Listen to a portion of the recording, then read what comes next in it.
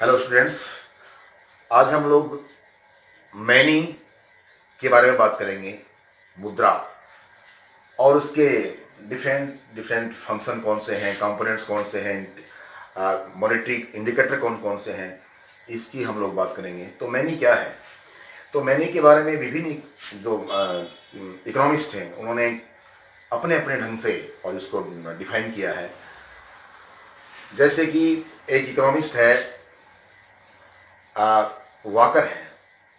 Walker उन्होंने कहा कि मुद्रा वह है जो मुद्रा का कार्य करे। मुद्रा वह है जो मुद्रा का कार्य करे। उसी प्रकार से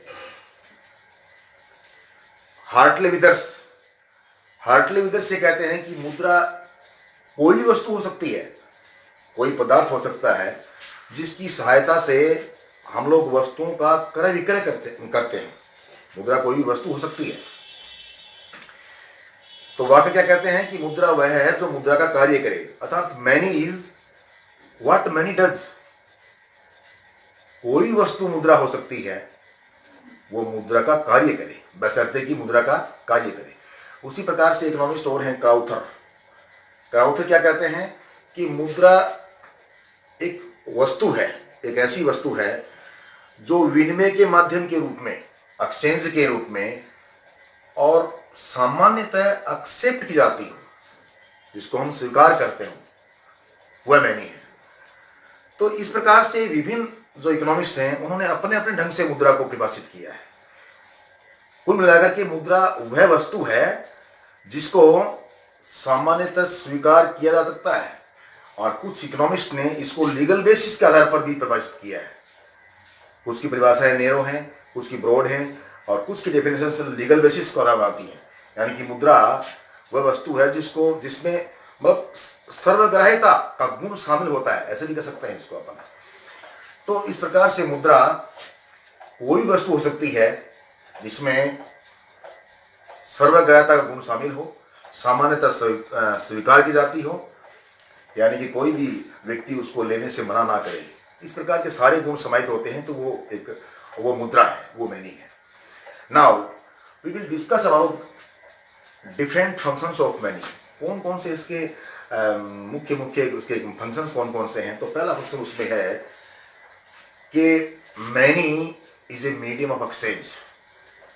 many is a medium of exchange and it is a we can say it is a primary function of money। ये एक मुद्रा का प्राथमिक कार्य है, पहला कार्य है। कौन सा? It is a medium of exchange. इसको बोलेंगे अपन विनिमय का माध्यम है। मुद्रा जो है वो मीडियम ऑफ एक्सचेंज है, मतलब विनिमय का माध्यम का काम करती है मुद्रा। जैसे कि हम लोग जानते हैं कि आज की इकोनॉमी के अंतर्गत जिस प्रकार से लेबर डिवीजन बढ़ रहा है और प्रोडक्शन का लेवल बढ़ रहा है और व्यापार का जो ढांचा है वो डे बाय डे बढ़ रहा है, तो इन सब आर्थिक क्रियाओं के अंतर्गत मुद्रा ने एक्सचेंज के काम को बड़ा आसान बना दिया है। जो एक्सचेंज का काम है वो बड़ा इजी हो गया है। तो माना कि सपोज कीजिए मुद्रा नहीं होती तो ये सब व्यापार और एक्सपोर्ट इंपोर्ट, लेबर डिवीजन और क्या कह सकते हैं कि स्पेशलाइजेशन, इन सब आर्थिक क्रियाओं के अंतर्गत यदि मुद्रा ना होती तो बड़ा मुश्किल होता है। तो हम कह सकते हैं कि लेन देन के काम को मुद्रा ने बड़ा ही इजी बना दिया है। तो एक फंक्शन है मुद्रा का। दूसरा, it is a measure of value. It is a measure of value. यानी कि हम कहेंगे ये मूल्य का मापक है। मुद्रा जो है वो मूल्य का मापक है। सपोज कीजिए एक समय के पहले मैं बताऊं आपको कि एक समय के पहले अपने यहाँ पे बार्टरी इकोनॉमी एग्जिस्ट कर रही थी। बार्टरी इकोनॉमी यानी कि वस्तु के बदले लेना व देना, वस्तु के बदले एक्सचेंज होता था। बड़ा मुश्किल काम था। लेकिन जैसे ही मुद्रा आई है तो उस मुद्रा में हमें किसी भी वस्तु का, किसी भी गुड का, किसी भी सर्विसेज का, और उसको मेजर कर सकते हैं, उसमें वैल्यू उसको वैल्यू दे सकते हैं मुद्रा के रूप में। तो इस अर्थ में भी ये काम है इसका। और it is also a primary function of money. और थर्ड है store of value, A store of value. It is a subsidiary function, it is a subsidiary function of money. तो स्टोर ऑफ वैल्यू यानी कि इसको हम कहेंगे संग्रहण का काम करती है, संग्रहण का, स्टोर ऑफ वैल्यू, संग्रहण का मूल्य। यानी किसी भी वस्तु और सेवा को हम स्टोर करते हैं तो बड़ा मुश्किल हो जाता है, लेकिन मुद्रा के रूप में उसको स्टोर करना बड़ा ही इजी है। तो ये एक फंक्शन है। दूसरा है एक विलंबित भुगतान का आधार। विलंबित भुगतान का आधार कोई भी व्यक्ति कह सकता है कि मैं this amount I will pay after some time, after some month और ईयर, इस प्रकार से। तो यानी कि भुगतान को कल के लिए हम टाल सकते हैं। इस अर्थ में मुद्रा जो है विलंबित भुगतान का आधार के रूप में कार्य करती है। दूसरा है transfer of value. Transfer of value इसको कहेंगे मूल्य का हस्तांतरण। मूल्य का हस्तांतरण, मूल्य का हस्तांतरण यानी कि यहां की बजाय हम किसी अन्य जगह के ऊपर बिल्कुल इजीली ट्रांसफर कर सकते हैं इस वैल्यू को। तो इस अर्थ में इसका ये फंक्शन है। एक है money is a basis of credit. Money is a basis of credit यानी कि मुद्रा साख का आधार है। हम लोग जानते हैं कि बैंक में जितने पैसे जमा होते हैं और उस जमा के बेसिस पर जो व्यापारिक बैंक हैं वो साख का निर्माण करते हैं, साख का निर्माण करते हैं। यानी उस जो पैसा जमा कराया अपन ने उससे कुछ गुणा में वो क्या करते हैं, बैंक्स क्या करते हैं, कॉमर्शियल बैंक अन्य जगह उधार दे देते हैं। तो इस अर्थ में साख का आधार का काम करती है मुद्रा। तो ये कुछ मेन फंक्शंस हैं मनी के। Now we come to the money supply and measurement of money in India. मतलब भारत के अंतर्गत कि मुद्रा की पूर्ति और उसके माप, उसका माप किस प्रकार से कर सकते हैं, उसका माप क्या है। तो ये हम जो ये इस चीज को हम जानते हैं कि मुख्य रूप से भारत में जो मनी सप्लाई का कंट्रोल है वो रिजर्व बैंक ऑफ इंडिया का है। रिजर्व बैंक ऑफ इंडिया करती है, कंट्रोल करती है सप्लाई ऑफ मनी को। लेकिन मैं कहूं कि यहां जो दूसरी बैंकें हैं और जो पब्लिक है उसका भी कंट्रीब्यूशन कम नहीं है, उसका भी उतना ही कंट्रीब्यूशन है। तो पहले हम बात करें concept of money supply, concept of money supply, और we can say the measurement of money, और we can say the monetary indicator of money, monetary indicator of money, monetary indicator of money. तो मौद्रिक सूचक कौन कौन से हैं या कंसेप्ट ऑफ मनी क्या क्या है, कंसेप्ट ऑफ मनी कौन सी है, या हम कहें कि मुद्रा का माप कौन सा है। तो ये जो मुद्रा का माप है इसको हम लोग इस प्रकार से डिस्ट्रीब्यूशन कर सकते हैं इसका M1, M2 और M3 और M4। इसको ये चार भागों में हम बांट सकते हैं। मुद्रा के माप या मौद्रिक सूचक एक ही बात है। तो पहला हम लें M1। ये हम लोग बात कर रहे हैं मुद्रा सप्लाई ऑफ मनी की, कि मुद्रा की पूर्ति है उसका माप किस प्रकार से कर सकते हैं, या मौद्रिक सूचक कौन कौन से हैं, या हम कह सकते हैं कि कंसेप्ट ऑफ मनी क्या है, एक ही बात है, या मेजरमेंट ऑफ मनी क्या है, सब एक ही बात है। तो इसके अंतर्गत M1 क्या है, यानी कि M1 के अंतर्गत कौन कौन सी मुद्रा शामिल है, सप्लाई ऑफ मनी का जो पार्ट है वो कौन कौन सा शामिल है इस M1 मेजर के अंतर्गत। तो इसमें पहला है जनता के पास करेंसी,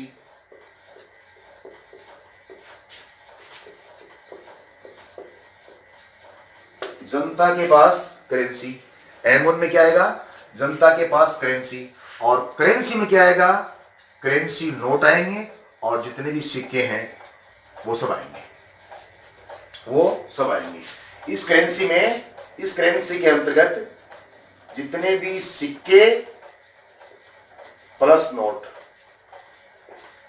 जितने भी सिक्के हैं वो आ जाएंगे और जितने भी नोट हैं वो आएंगे, दोनों मिलाकर क्या कहेंगे, करेंसी है। तो M1 में मनी सप्लाई का एक भाग शामिल कौन सा है, जनता के पास करेंसी प्लस बैंकों की मांग जमाएं, इसमें प्लस कर दें बैंकों की मांग जमाएं, बैंकों की मांग जमाएं, बैंकों की मांग जमाएं। इस चीज को हम जानते हैं कि there are two types of deposit, one is time deposit, another is demand deposit. तो एक है मांग जमाएं और एक है अवधि जमाएं। तो यहां शामिल कौन सी जमाएं हैं, बैंकों की मांग जमाएं, यानी कि एक सावधि जमा है और एक मांग जमा है। मांग जमा कौन सी, जो हम बैंक में गए मांगने पे तुरंत हमें मिल जाए, वो क्या है, डिमांड डिपॉजिट। और टाइम डिपॉजिट वो एक समय के बाद में हम विड्रॉ कर सकते हैं, निकाल सकते हैं। तो एक ये है। तीसरा इसमें एक और है, आरबीआई के पास अन्य जमाएं, आरबीआई के पास अन्य जमाएं। तो ये तीनों मिलकर के क्या बनेगा, M1 बनेगा।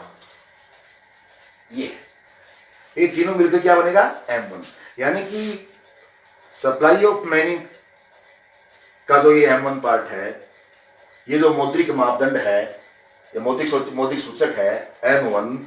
तो M1 का नाम आते ही हम समझ जाएंगे कि इसमें तीन चीजें शामिल होंगी। मुद्रा की पूर्ति का जो ये तो तीन चीजें हैं वो शामिल होंगी। कौन कौन सी, जनता के पास करेंसी, यानी कि पब्लिक के पास में कितनी करेंसी है, करेंसी का मतलब नोट और सिक्के दोनों आ गए। दूसरा बैंकों की मांग जमाएं, जो बैंक हमारी हैं कॉमर्शियल बैंक, उनके पास जमाएं कितनी है, कौन सी जमाएं, मांग जमाएं, उनका योग। और plus Reserve Bank of India के पास में अदर डिपॉजिट कितनी है। इन तीनों का यदि योग कर दें अपन, इसका और इसका और इसका, जनता के पास करेंसी, बैंकों की मांग जमाएं और रिजर्व बैंक ऑफ इंडिया के पास अन्य जमाएं, तीनों का हम योग कर देंगे तो वो उस अमाउंट का नाम क्या आएगा, M1, यानी कि ये मनी सप्लाई का इंडिकेटर है ये M1। तो इन तीनों चीजों को शामिल करने पे we will get M1। Now we come to the point M2। दूसरा है M2, ये मौद्रिक सूचक M2। इस M2 में क्या शामिल होगा, इस M2 में M2 इक्वल टू M1, जो अभी हमने निकाला है M1, तो वो M1 यहां आएगा। और प्लस क्या हुआ इसमें, प्लस डाकघरों के पास बचत बैंक जमाएं, डाकघरों के पास बचत बैंक जमाएं, यानी कि M2 कैसे मिलेगा। तो जैसे ही हमने M1 निकाला, M1 क्या था, जनता के पास करेंसी प्लस बैंकों के पास मांग जमाएं plus Reserve Bank of India के पास में अन्य जमाएं।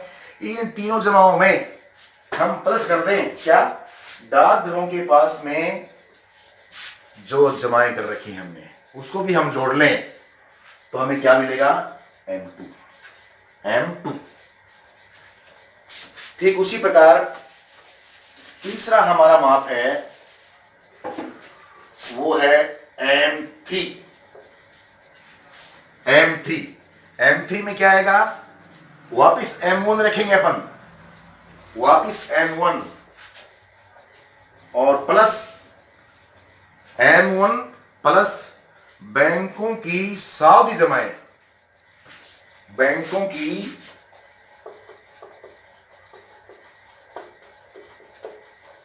सावधि जमाएं, बैंकों की सावधि जमाएं, टाइम डिपॉजिट ऑफ बैंक्स। तो इसमें M1 को अपने पहले देखा और उसमें हम क्या जोड़ें, बैंकों की सावधि जमाएं, वो अमाउंट यदि हम जोड़ दें तो क्या मिलेगा, M3। तो ये M3 मौद्रिक सूचक हुआ। उसी प्रकार से एक आता है M4।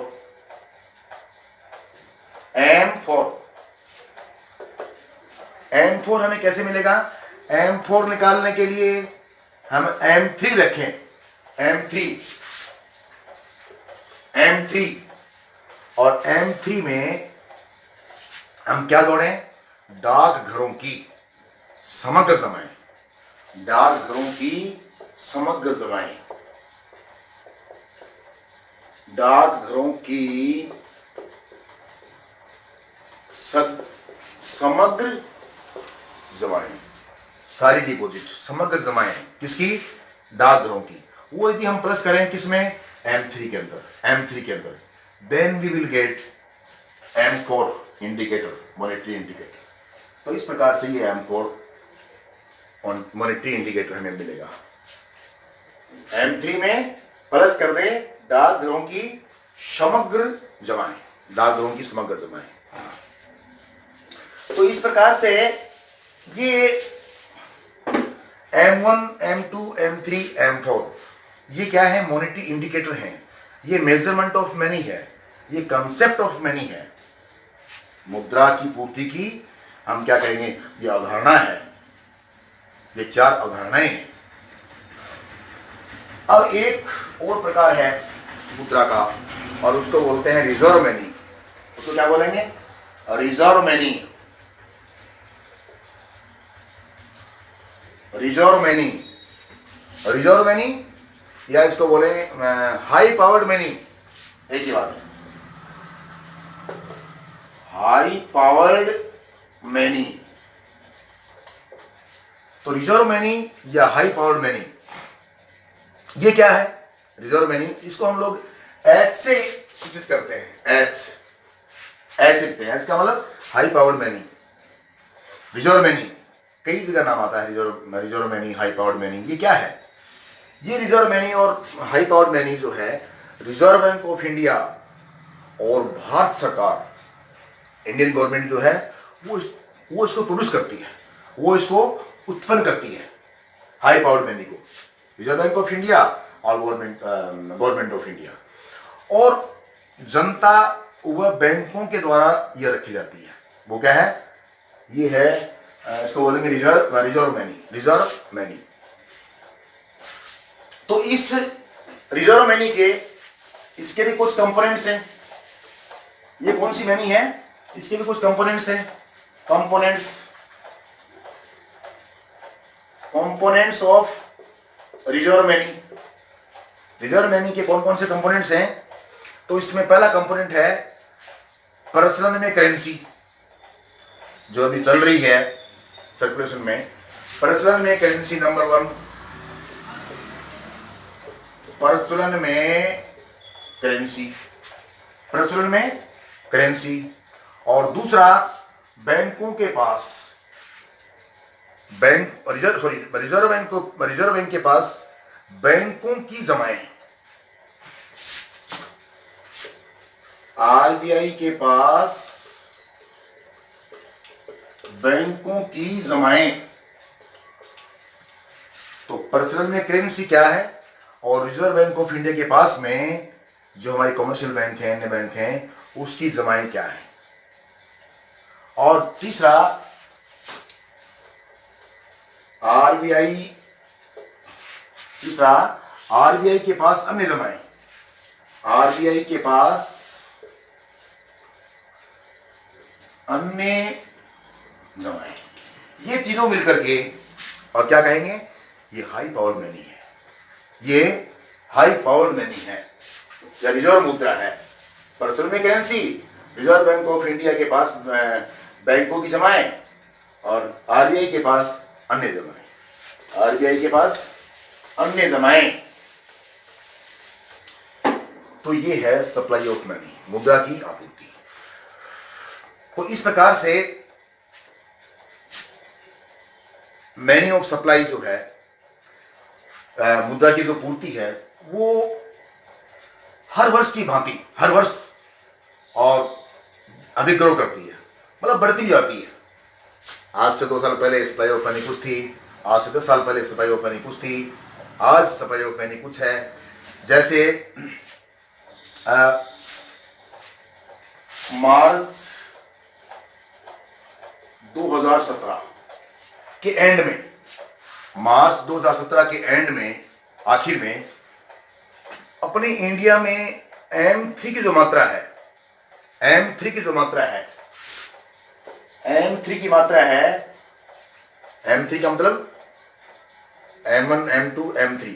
आप फिर मैं आपको पहले बताऊं, एक होता है M1, M2, M3, M4 जिसकी मैंने बात की है अपन ने। तो उसमें जो M1 माप है उसको बोलेंगे हम नेरो मैनी, और M3 को वो क्या बोलेंगे हम उसको बोलेंगे ब्रॉड मैनी। यानी कि M1 है वो संकीर्ण मुद्रा कहेंगे उसको, और M3 को क्या कहेंगे, व्यापक विस्तृत मुद्रा। तो मार्च 2017 के अंतर्गत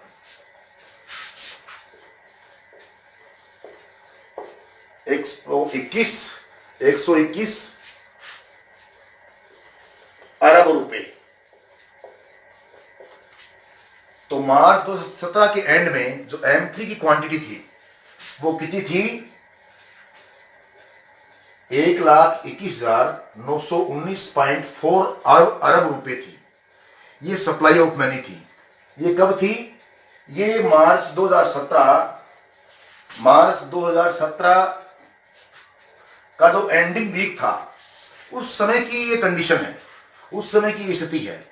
1,21,919.4 अरब डॉलर रुपए थी। और उसी प्रकार से M1 की मात्रा,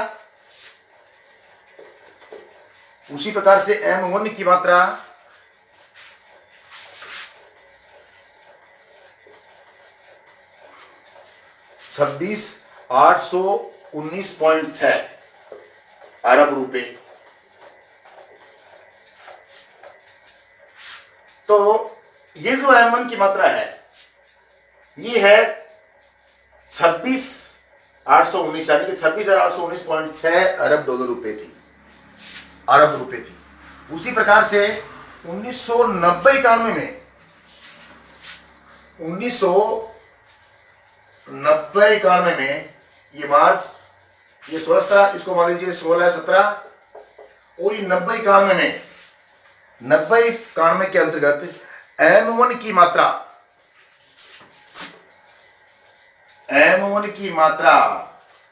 928.9 अरब डॉलर रुपए,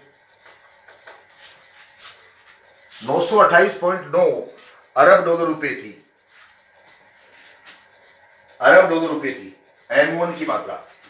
अब इसको देखो, कंपेरिजन करें अपन, ये वाला कौन सा है M1, ये M1 है 16-17 वाला, और ये M1 कौन सा है, ये है 90-91 वाला। तो इसमें हम लोग क्या देख रहे हैं, देखो थोड़ा कंपेरिजन करें इसमें अंदर कि 16-17 के अंदर M1 की मात्रा कितनी थी, 26,816, और उसी प्रकार से 90-91 के अंतर्गत M1 की मात्रा कितना है, 928.9। तो ये मैं समझता हूं कि शायद 28, लगभग 28